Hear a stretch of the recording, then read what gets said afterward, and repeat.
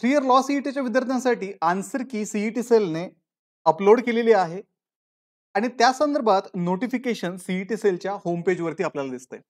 तर हॅलो विद्यार्थी मित्रांनो, मी तुमचा एज्युकेटर अरविंद आणि तुमचं स्वागत आहे ग्लोबल ऑनलाईन मध्ये.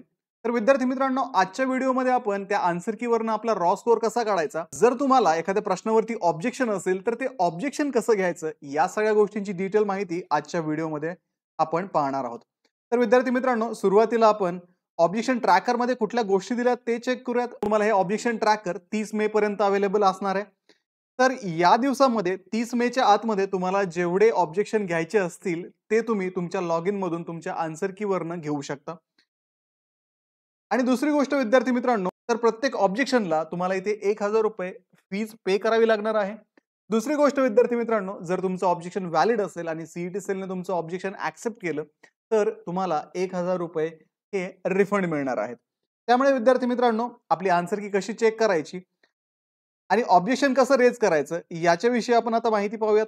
सुरुवातीला इथे तुम्हाला सीईटी एक्झामिनेशन पोर्टल 2025-26 दिलंय, तिथे लॉग इन करा.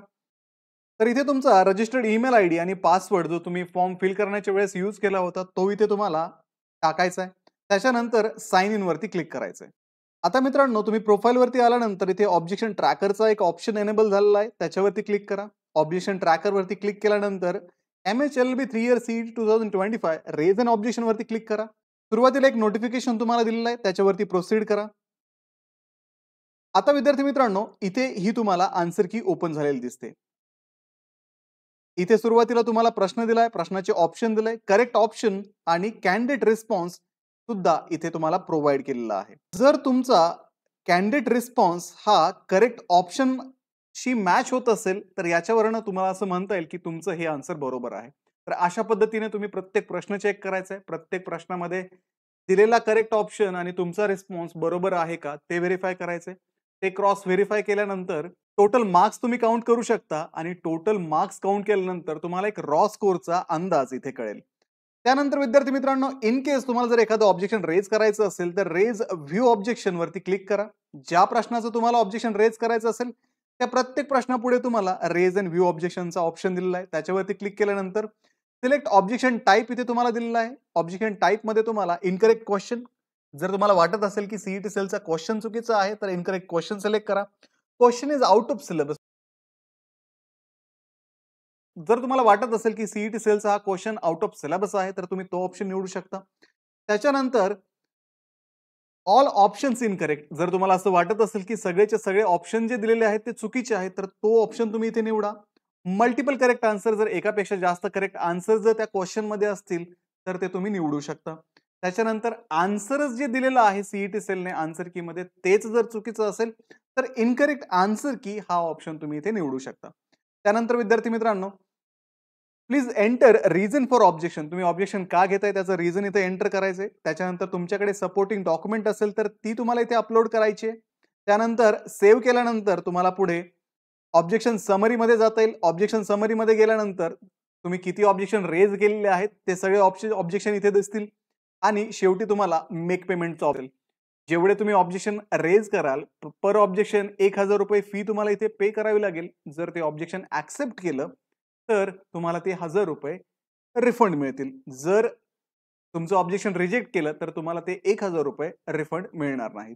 तर अशा पद्धतीने तुम्ही तुमच्या आन्सर की मध्ये ऑब्जेक्शन रेज करू शकता. जर तुम्हाला वाटत असेल की हे आन्सर सीईटी सेलने चुकीचं दिलंय, प्रश्न चुकीचं दिलाय, ऑप्शन चुकीचे आहेत तर त्या पद्धतीने तुम्ही इथे ऑब्जेक्शन रेज करू शकता.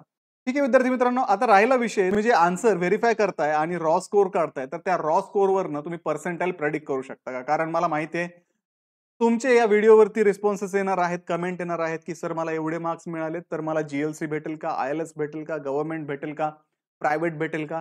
तर त्यासाठी सांगतोय मित्रांनो, तुमचा रॉ स्कोर जो आहे त्याच्यावरनं आपण पर्सेंटाइलचा अंदाज लावणं अशक्य आहे. कारण पर्सेंटाइल कॅल्क्युलेट करताना तुमच्या शिफ्टमध्ये तुमच्यापेक्षा कमी मार्क्स मिळालेले किती विद्यार्थी आहेत त्याच्यावरनं तुमचं पर्सेंटाइल ठरतं. त्यासाठी मी एक डेडिकेटेड व्हिडिओ पण बनवलेला आहे, त्याची मी लिंक तुम्हाला देत आहे. डिस्क्रिप्शन मध्ये ती लिंक चेक करा आणि पर्सेंटाइल कसं कॅल्क्युलेट केलं जातं ते तुम्ही व्हेरीफाय करा. आता याच्या पुढची स्टेप काय असेल, आता बरेचसे विद्यार्थी ऑब्जेक्शन्स घेतील. ऑब्जेक्शन घेतल्यानंतर सीईटी सेल ते ऑब्जेक्शन व्हेरीफाय करेल, जे ऍक्सेप्ट करायचे ते ऍक्सेप्ट करेल. त्याच्यानंतर एक ऑब्जेक्शन रिड्रेसलची डॉक्युमेंट सीईटी सेल रिलीज करेल. त्याच्यानुसार सीईटी सेल सांगेल की एवढे ऑब्जेक्शन आले होते, त्यापैकी एवढे रिझॉल्व्ह झालेत. जर एखाद्या ठिकाणी प्रश्न चुकीचा असेल तर त्या शिफ्ट मधल्या विद्यार्थ्यांना त्या क्वेश्चनचे फुल मार्क्स पण सीईटी देते. त्यानंतर 10-15 दिवसामध्ये तुमचा रिझल्ट पण येऊन जाईल आणि पुढे मग कॅप राऊंडची प्रोसेस ही सुरू होईल. तर मीन वाईल तुमच्याकडे हा जो वेळ आहे, या वेळामध्ये तुम्ही काय करा, तुमच्या एरियामधले आसपासचे तुम्हाला ज्या कॉलेजमध्ये ऍडमिशन घेणं एक्सपेक्टेड आहेत असे कॉलेजेस चेक करा. त्याच्यानंतर त्या कॉलेजेसचा कट ऑफ काढून ठेवा. जसा तुमचा रिझल्ट येईल, रिझल्ट आल्यानंतर लगेच तुम्ही व्हेरीफाय करू शकता की तुमच्या रिझल्टमध्ये जे पर्सेंटाइल दिलेले आहेत, त्या पर्सेंटाइलनुसार तुम्ही कुठल्या कॉलेजेसला इलिजिबल आहात. त्याच्यानुसार तुम्ही लवकरात लवकर त्यावेळेस डिसिजन पण घेऊ शकता. तर त्यामुळे विद्यार्थी मित्रांनो, या मोकळ्या वेळामध्ये तुम्ही हेच करा. कॉलेजेस काढून ठेवा, त्यांचे कट ऑफ्स काढून ठेवा ॲज पर तुमची कॅटेगरी. दुसरी गोष्ट, कॅप राऊंडसाठी असणारे जे इम्पॉर्टंट डॉक्युमेंट्स आहेत त्याच्या पण तयारीला लागा. डॉक्युमेंट्स काढले नसतील तर ते काढून घ्या आणि ॲडमिशनसाठी रेडी व्हा. तर व्हिडिओला लाईक करा, तुमच्या मित्रांना हा व्हिडिओ शेअर करा, ग्लोबल ऑनलाईनला सबस्क्राईब करा. भेटूया पुढच्या व्हिडिओमध्ये. तोपर्यंत ॲडमिशनची तयारी करा. Thank you.